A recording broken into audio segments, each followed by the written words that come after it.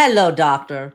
You went to medical school to become an expert. You spent a decade or maybe even two mastering something most people never understand. And right now, there are company, law firm, insurance carriers, startup, and health system that would pay you very generously to think out loud for an hour. That's called consulting. And if you're a physician who hasn't explored this option yet, you're leaving real money on the table.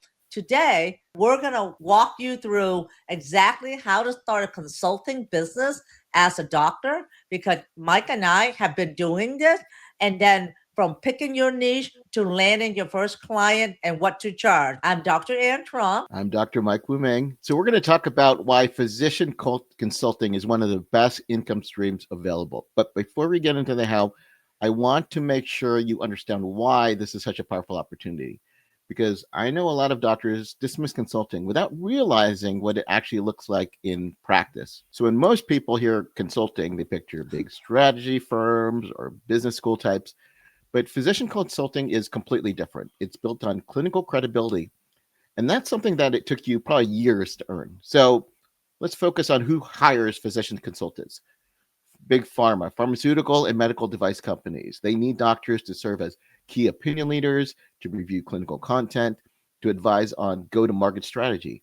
Now, this is probably one of the most established paths and can pay anywhere from a few $100s an hour to tens of thousands for ongoing advisory relationships.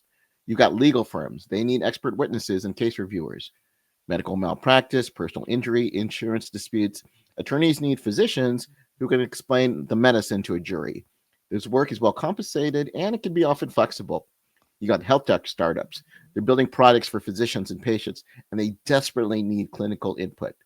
If you're early to a startup as a medical advisor, you may even receive equity.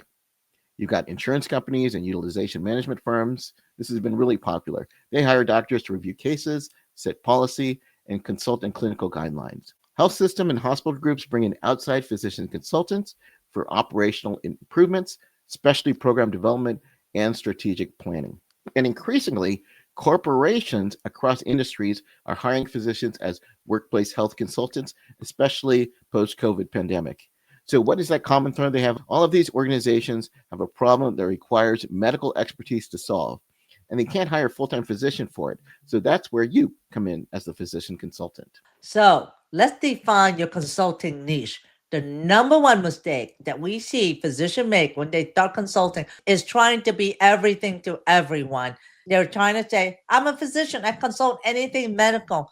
Well, that could be true, but it's not how the client thinks. Clients are looking for someone who solves a specific problem. Now, whether it's a corporation, whether it's a patient, they have a problem. They need to be solved. It's like a knife in their back that need to be pulled out or get rid of. Okay. So your job is to get specific enough that when the right client hears about what you do, you want them to say, that's exactly who I've been looking for to help me with my problem. So here's a simple framework for finding your consulting niche. We call that the expertise demand matrix. Ask yourself three questions. Question number one, what do you know that others don't? This is your clinical expertise. This is your subspecialty. It could be your procedural knowledge, your years in clinical practice that you have in here that you need to get out of your head. And don't ever underestimate this. You've seen thousands of patients in a specific context. This is extraordinary, valuable. And oftentimes doctors don't realize that that is gold. Question number two, what problem does this expertise solve for non-clinical stakeholders? What that means is that beyond patient, where does your knowledge create value for like a business, a legal team, a technology company, and even policymaker? Translate your clinical knowledge into their language. Question number three, who has the budget and the urgency to pay for that solution? This is very, very important, right? This is the business filter. And so a great niche is one where clients have both the resources and the pain to invest in your expertise. Let me give you some example of a well-defined physician consulting niche, like physician helping pharmaceutical company prepare for a sales team to have credible conversation with a product like that catered to oncologists. And then like a physician say, hey, I review medical malpractice cases in emergency medicine and provide expert witness opinion. Or a doctor can say, I advise digital health startup on clinical workflow, integration, and physician adoption. Another example, physician can say, well, I help employer design and evaluate corporate wellness program that actually reduce healthcare spend. Now, if a corporation is spending 40% of their revenue on healthcare spend, they're going to listen to that, right? So notice how specific these are. It's like you help X and then you get this result. You always want to phrase it in that framework. So the more specific you make it, the more valuable it is, and the client can understand the deliverables that you can give them. So if you're listening to this, take 10 minutes after this video and write down your version of that sentence. Start out with, I help specific client with specific problem using my expertise in specific area. So think about this, because you may find out that you help a lot of clients more than you can think.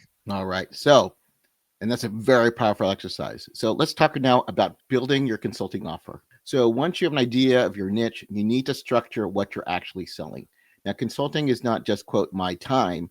It's a defined engagement with a defined deliverable and a defined outcome. There are basically three core consulting offer structures you should know about. First is the hourly advisory model. We all know about this. This is the simplest entry point.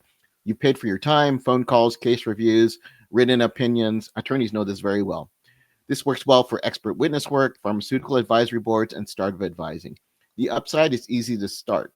The downside, you're substituting time for money, so your income is capped by your hours. Second is the project-based model. This is where you define a specific deliverable, a clinical review, a market assessment, developing a curriculum, maybe you're analyzing a policy, but you price it as a flat fee.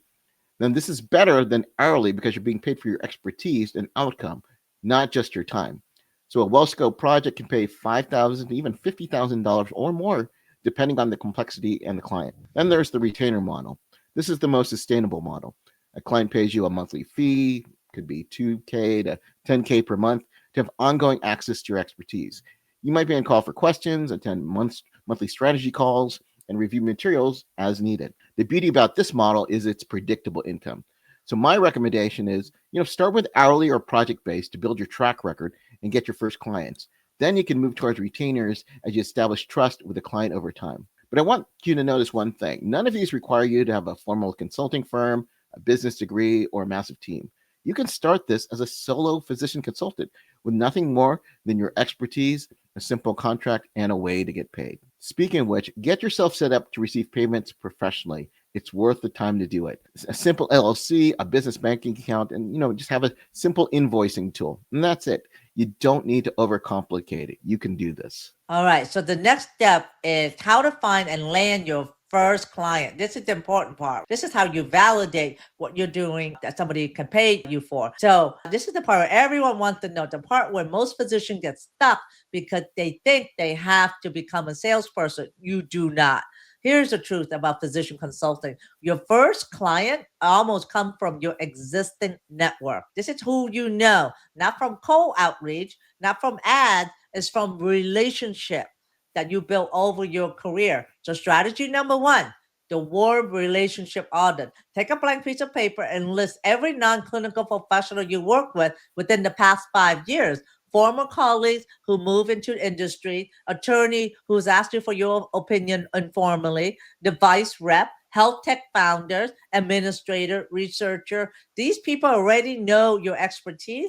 They just don't know you're available for consulting. And in fact, just ask them if they are not able to use your services. Maybe they do know somebody that will need your service. Like a simple message that can open the door can be, hey, I'm building out a consulting practice focusing on your niche. If you ever need clinical input in that area or know someone who does, I love to be a resource. No pitch, no pressure, just a door opening. You can say, hey, I'm building a consulting practice, case reviews, insurance cases. If you ever need clinical input in that area or know someone who does, I love to be a resource. So when I first came into Fredericksburg, I was involved with the healthcare system building out their acute rehab hospital as well as their long-term care hospital. So they hired me as a consultant basis, and I had a retainer from this, and that was very specific to build out just the rehab part wing the hospital system. Okay, strategy number 2.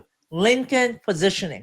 LinkedIn is the single most underused platform by physician consultant. If your LinkedIn profile still reads like a CV, like medical school, residency and fellowship and current hospital, you're invisible to the client looking for you. Your LinkedIn headline should communicate your consulting needs. Something like physician consulting, helping health tech startup navigate clinical strategy, or emergency medicine expert witness, medical malpractice case review. That should be your headline, not physician or associate professor, something like that. So start posting content that demonstrate your expertise, not clinical case study, but insight that translate your medical knowledge into value for business audiences. Share your perspective on healthcare trends, comment on industry news, and show up consistently almost every day. If you have time, write a newsletter on LinkedIn because that gets a lot of views, a lot of exposure, and it's one of the high leverage thing you can do. I started a newsletter on LinkedIn on how doctors can monetize and leverage their expertise online, and we're getting more and more traction with that. Back to strategy number 3, speaking and teaching. Nothing builds consulting credibility faster than being seen as a teacher in your niche, such as webinar, podcast, conference presentation, guest article. These create proof of expertise that work 24/7. So if someone Googled your name after a warm introduction, what do you think they find? Make sure that you answer that position you as an expert. Now, what's even better than that is YouTube, right? Instead of speaking and teaching, go and create a channel on YouTube and talk about your niche and share your expertise, because YouTube could also be your digital CV. I can't tell you right now, I'm working with a brand that making hundreds of millions of dollars, and they want doctors to collaborate with them, product development. And they asked me, do they have any type of social media presence, YouTube channel, Instagram, or Facebook? Because if you're not on there, they're not even consider working with you. So, doctor, if you're listening to this, start a YouTube channel, even if you have no intention of building an online business, but that could be your digital resume there. Strategy number 4, targeted outreach to specific companies. Once you know your niche, like let's say you do case review, let's say you work on healthcare workflow to cut down healthcare costs, you can identify specific company that would benefit from your expertise. So research the leadership team on LinkedIn, find a person who would hire a physician consultant. Oftentimes, they're VP of medical affairs or chief medical officer or legal partner or director of clinical research. Reach out with a brief value focused message or how you can offer value about the specific problem you can help them with. Don't reach out and say, hey, I'm good, I'm the best, I can help you with it. You want to reach out in the sense that how you can offer value. So the key is to lead with their problem, not with your credentials. All right. So let's go talk about where a lot of you guys are interested, what to charge as a physician consultant, because I know this is a lot where doctor physicians, they undercharge, they undervalue what they can offer. So I want to give you kind of a general framework. So for hourly advisory work, physicians consultants typically charge $250 to $600 per hour, depending on the specialty, experience, and the type of work. Expert witness work concerned specialties can even go higher. Now, for a drug, pharmaceutical, or medical device advisory boards, per meeting fees typically range from $500 to $2,500 for a half day. With a full day advisory board, rates often go to $2,000 to $5,000 or more for senior thought leaders. Now, for project-based work, it depends. It depends entirely on the scope. But think in terms of the value that you're giving to the client, not the hours you're going to spend. So, a clinical review that protects a company from a multi-million-dollar liability issue is worth far more than 5 to 10 hours of your time. For retainers, $2,000 to $8,000 per month is a reasonable range for a solo physician advisor, with equity arrangements really common in early stage startups. The most important principle, guys, is price is based on outcomes and value, not time. You are not billing because of the hours. You're not billing like a clock. You're charging for the transformation your expertise creates for the client. And again, stop discounting yourself because you feel uncomfortable charging for what you're worth. You're uncomfortable charging for your medical knowledge. The discomfort is just unfamiliarity. Businesses pay for expertise all the time. I know Anna and I do. We pay for their expertise. Yours happen to be both rare and high stakes. So price yourself accordingly. And value yourself. Don't discount, always add a bonus. Never discount your services. So, what's the fastest way to your first consulting dollar? Well, we want to close with the simplest possible action plan.